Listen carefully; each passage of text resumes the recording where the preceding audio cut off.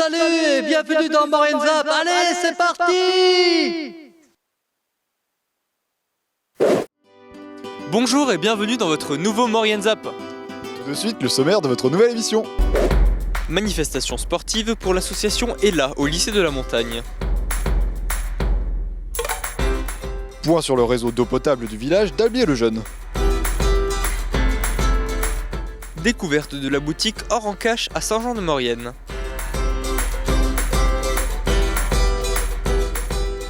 Les élèves du lycée de la Montagne ont organisé une manifestation sportive afin de soutenir les personnes atteintes de leucodystrophie. Le jeudi 21 octobre, le lycée des métiers de la montagne de Saint-Michel-de-Maurienne enfilait ses baskets pour soutenir l'association ELA. Une deuxième édition organisée par le lycée qui a rencontré un grand succès. Alors aujourd'hui, c'est une action de solidarité pour l'association ELA. ELA, c'est une association qui a été créée pour lutter contre les leucodystrophies, qui aide les enfants, les parents à lutter contre cette maladie. C'est une maladie qui paralyse tous les membres et du coup, ils ne peuvent pas être aptes. Donc du coup, aujourd'hui, on a décidé de faire un parcours sportif pour montrer que nous aussi on leur prête notre soutien, on leur prête nos jambes, comme le dicton, mets tes baskets. Donc on leur prête tout ça pour mettre en œuvre et pour gagner un maximum de solidarité. On a aussi mis en place un stand de secours pour prendre le secours et un stand de vente de viennoiseries, de boissons et un stand de gourdes de la mini-entreprise de notre lycée pour récolter des fonds qui seront reversés à ELA. Alors on a mis 3 semaines pour vraiment que ça soit impeccable, bien cadré, mais depuis la rentrée on travaille quand même, on réfléchit dessus, on cadre plusieurs choses dessus. Bon, après on est vraiment tous motivés, ça nous tient vraiment tous à cœur et le lycée il est vraiment tous mobilisé, toutes les classes sont mobilisées sur ce projet sportif. Tout au long de la journée, les classes se sont enchaînées dans ce parcours pour donner le meilleur d'eux-mêmes. Donc avec Noémie, ma collègue, on est responsable de l'organisation. Donc c'est nous qui avons un peu géré toutes les équipes, donc communication, organisation, échauffement, ceux qui devaient mettre en place les parcours sportifs, ceux qui s'occupaient de la restauration en haut. Je trouve qu'on est assez content du résultat parce qu'on arrive à quand même organiser une journée entière. Bon, ce matin il y a eu un peu de mauvais temps qui est dommage, mais on a réussi à organiser une journée entière tous ensemble et à avoir de très bons résultats, donc on est très contents. C'est ça, on a 2 professeuses de commerce qui sont venues nous aider un petit peu parce que question organisation, on débute, on va dire. Et donc elles nous ont un peu appris quelques techniques pour organiser, comment gérer des équipes, les financements, les sponsors, parce qu'il y a beaucoup de personnes derrière, les boulangeries pour les viennoiseries, les magasins de sport qui nous ont fourni les lots après pour les élèves, qu'on aimerait remercier d'ailleurs. Nous, on fait une action de 300 élèves. Mais après, il y a d'autres actions qui sont encore plus d'ampleur.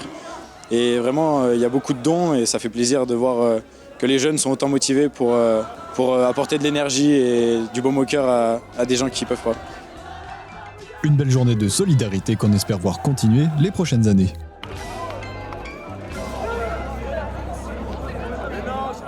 Dorothée nous présente le système d'alimentation en eau potable de la commune d'Albier.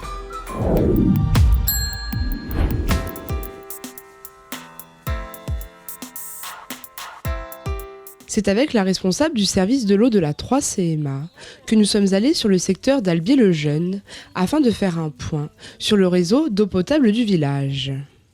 Donc on est allé sur Albier-le-Jeune, sur le réservoir du Mont-Largévoul, où on assure l'alimentation de la commune d'Albier-le-Jeune essentiellement. L'occasion de voir également les captages du Côté et de Confrédière. Alors c'est des ouvrages qui sont assez vieillissants, ils datent sûrement des années 60. À l'heure actuelle, les structures béton est très dégradée et donc il nous faut rénover ces ouvrages parce que ça représente des risques sanitaires pour l'alimentation en eau potable. Et c'est surtout que derrière, il y a la procédure de périmètre de protection qui est en parallèle, qui doit être mise en place.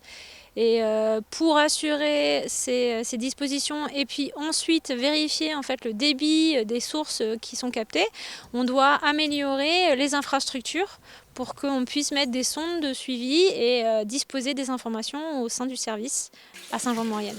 Des captages qui assurent l'alimentation en eau potable et qui sont fréquemment surveillés pour leur qualité.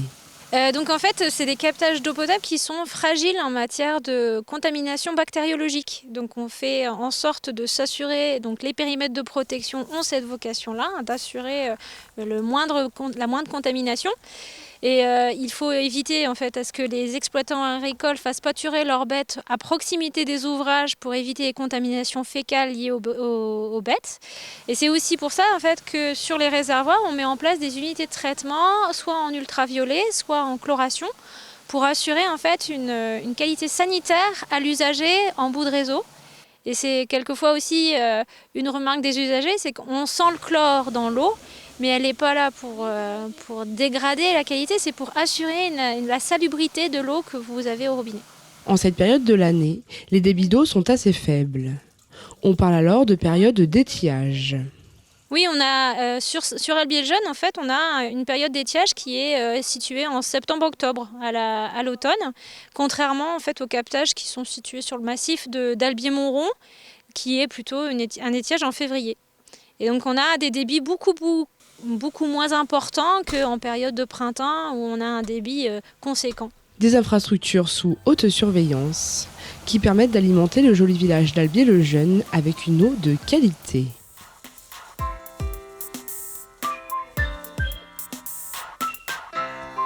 La boutique Or en Cache a déménagé sur la place du Forum de Saint-Jean-de-Maurienne, l'occasion d'aller découvrir son activité. Bonjour, moi c'est Ludivine, la gérante de l'agence Or en Cache à Saint-Jean-de-Maurienne. Entrez, je vous en prie. Depuis le mois d'août 2019, la boutique Or en Cache est installée sur le forum de Saint-Jean-de-Maurienne. Ludivine, la gérante, nous fait découvrir son métier. Alors nous, on rachète tout ce qui est bijoux cassés ou démodés, en or, en argent.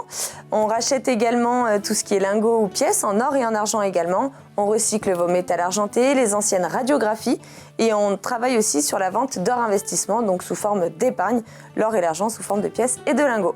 Pour expertiser un bijou, une procédure précise est appliquée. Pour expertiser un bijou, c'est exactement 3 étapes. Dans un premier temps, on va passer l'aimant puisque l'or et l'argent ne s'aimantent pas.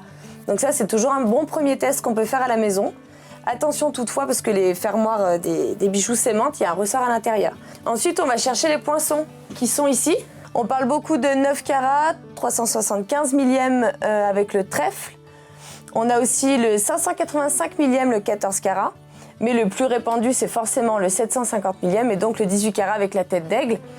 Et pour l'argent, en général, c'est la Minerve. Mais voilà ce qui nous sert à trouver les poinçons. Donc on va les chercher avec l'œilleton.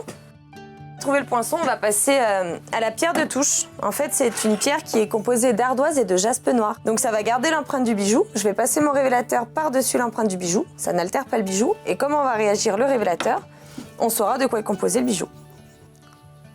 Et là, on voit très nettement que la trace ne s'est pas estompée au passage du 18 carats, donc la bague est en 18 carats. Et ensuite, on passe à la pesée sur une balance homologuée. Donc on est basé sur le marché de Londres et le cours, on l'imprime tous les jours, à 9h le matin et à 14h. Ça a pris de la valeur durant le Covid. On est monté en mai 2020 à 55 000 € du kilo quand même. C'est assez important. Voilà, l'or fonctionne un petit peu, il fluctue en fonction des événements de la vie. Et c'est ce qui lui donne de l'importance ou pas. Il faut toujours être muni d'une pièce d'identité et on paye nos clients par chèque ou par virement. Donc c'est vraiment accessible à tout le monde. Il y a vraiment toutes sortes de clients qui passent la porte. Soit pour trier la boîte à bijoux, soit financer un projet, un héritage, voilà. Des bijoux qui nous plaisent ou pas. Un métier avec du contact humain et une vraie passion pour les bijoux. Moi, mes bijoux préférés, c'est les bijoux des arrière-grand-mères ou des choses comme ça. C'est vraiment les bijoux les plus beaux.